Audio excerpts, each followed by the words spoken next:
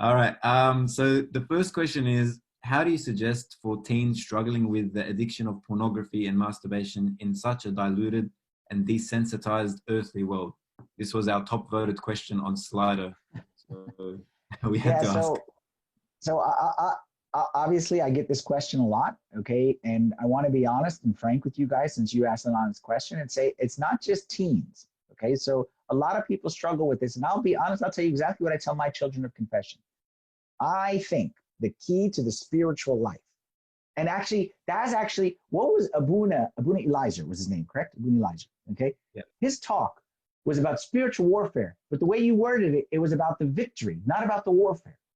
I think the key to spiritual life is to focus on the positives, not the negatives. What I mean by that is when my children in confession come to me and tell me I do this and I do this and I do this and I do this and say all the bad stuff, I always ask, okay, tell me about the good stuff. Tell me, are you spending time in prayer? Are you spending time in your Bible? Are you serving? Like, tell me about the good stuff. Because think about it this way. Okay, let's again go to a sports analogy. If I do nothing wrong, but also nothing right, is that good or not good? That's not good. Like if I don't, let's say I'm married to my wife, okay? I am married to my wife, okay? And I don't steal from her, and I don't get angry at her, and I don't cheat on her. Does that mean we have a good marriage? No. Because, I mean, to have a good marriage, it has to be positive things that I'm doing. So I want to focus on the positives. Okay, again, back to the sports analogy. If I have a good defense and no one scores on me, but I never score on the other goal, I'm never going to win. I want to be on the offensive spiritually.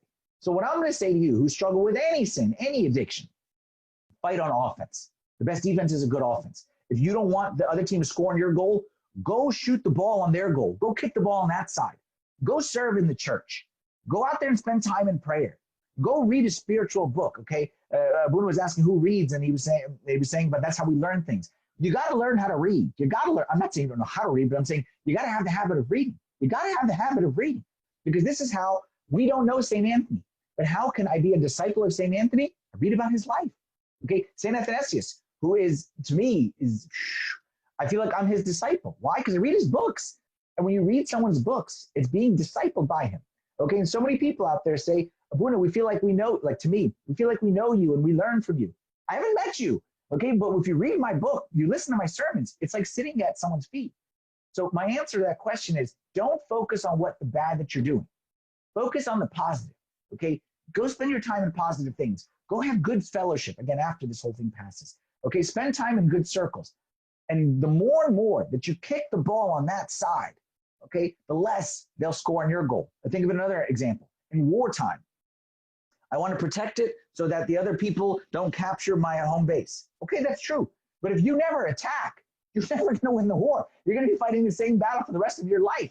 Okay, you need to go out there and advance. And sometimes when you advance, you may lose and have some casualties, but that's the only way to win the war.